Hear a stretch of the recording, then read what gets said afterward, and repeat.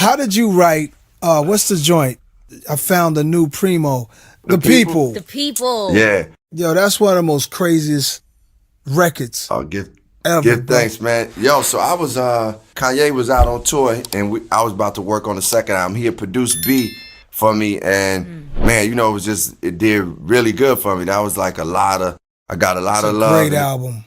One of the best rap albums. After I did Electric Circus, it brought me back to like the essence of what people wanted to hear, but it still was progress because Kanye had his own sound. So Electric Circus, do you think that you went off track a little bit there? I mean, you know, when I look back at it, I like that album. I know, yo, I remember one day you told me you liked that album, and he was like, man, I was listening to it when I was overseas. I was like, yeah, that's probably a good place to listen to it. You was like, no, I ain't trying to diss it, man. I'm saying, like, he ain't believe me. I'm like, nah, I was rocking with that album. I know, I was surprised.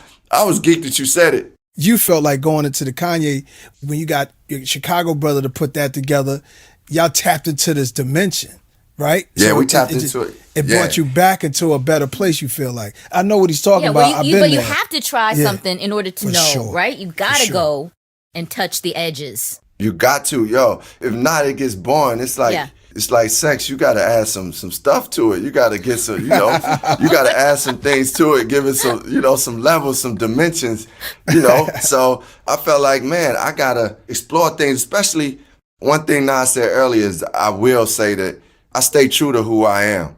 And I was listening at the time to Jimi Hendrix and Pink Floyd and Radiohead, and that was inspiring my music. And I was like, I'm not going to let what we think hip-hop's supposed to be limit what I'm about to do. Did you record that in the Electric Lady Studios, Jimi Hendrix studio? Yeah, we recorded it at Electric Lady, and then I was doing some of it in Detroit with Dilla. Dilla was playing some of it, but a lot of it we did at Electric Lady. We actually got to do a joint at Paisley Park. Prince let us record it at Paisley Park, which was incredible, because I did a performance. Me, Erica, and The Time did one of his birthday events at Paisley Park. And he was like, yeah, you can come in and record.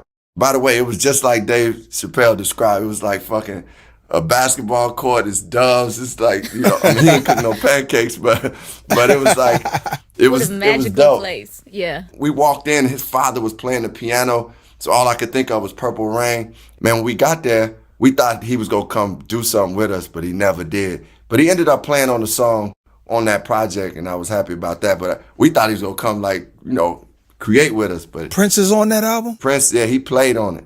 Wow. He didn't sing on it. I don't know if I knew that. I didn't know that. Yeah, he played on this song called Star 69. I had Bilal singing, and Prince is playing on it.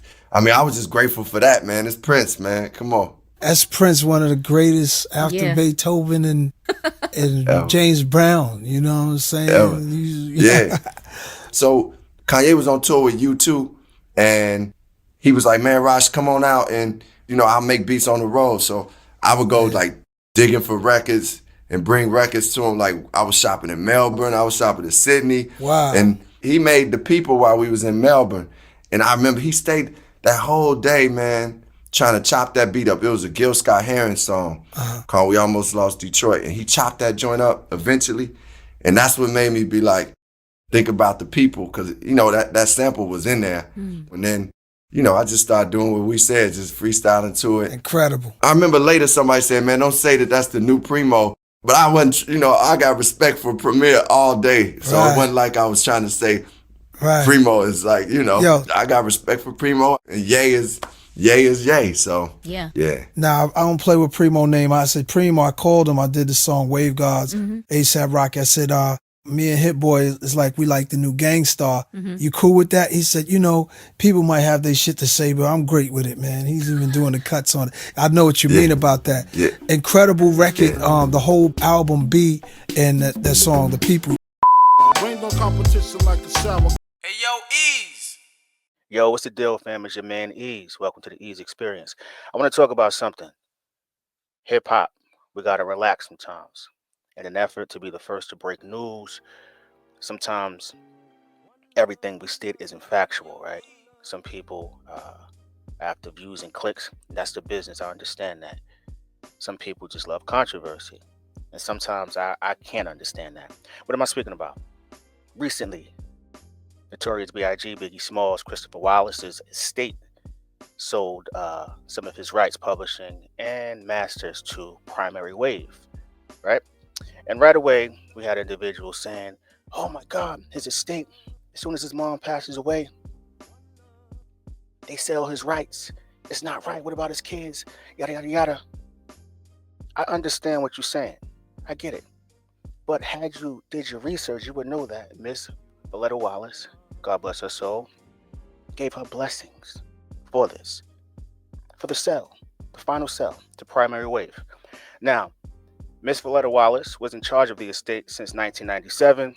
When she got it, it was worth like $10 million, and it ballooned under her care, right? And that's a great thing. That's generational wealth.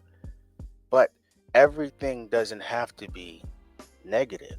We've grown so accustomed to certain behaviors to where sometimes business is just business. And the fact that Big's publishing and his masters are worth that amount, approximately $200 million, and they only sold 50% this very day, roughly almost 3 decades after his passing, is astonishing. That's a great thing. That's a great thing. We don't know the financial breakdowns of what his children are getting, or management, or whomever. But the fact of the matter is, that's generational wealth. And everything doesn't have to come with controversy. People backstabbing his mom, and they couldn't wait for her to pass away to do this. She gave her blessing. And if we would just take the time to just read certain things, don't just read the headline all the time. Click the link. Is the author or the journalist reputable? Is the site reputable?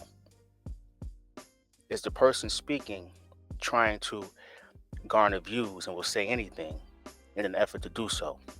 Those are the questions we have to ask. And that's what I wanted to state this morning, because I'm a huge, big fan. I'm from the city. Still a major loss to hip hop, even though it's been quite some time. You still feel the sting from time to time, because he was 24 years old when he passed away. But I think this is a great thing for his family. You know, music is going in a total different direction, in a sense of physical sales having been dominant for quite some time. And the fact that we have these companies coming through, buying up large chunks of people, publishing and their masters, says it's worth something. But everyone doesn't want to be in the music business. So if this is a way for his children to have generational wealth, and they can pass it down and down, and be out of the limelight if that's not what they want, or even take the capital and start their own ventures, bring their dreams to fruition, I'm all for it. But make sure you do your homework. Miss Valletta Wallace gave her blessing for this deal. I don't believe many people who are stating that his management or his estate is taking advantage of who she was, and the fact that she's not here. I don't find that to be correct. It's all in the writing if you're willing to read it, man. Let me know what you think in the comment section. Once again, rest in peace to Christopher Wallace, Biggie Smalls, and his mom, Valletta Wallace. Hey, yo, Eeze.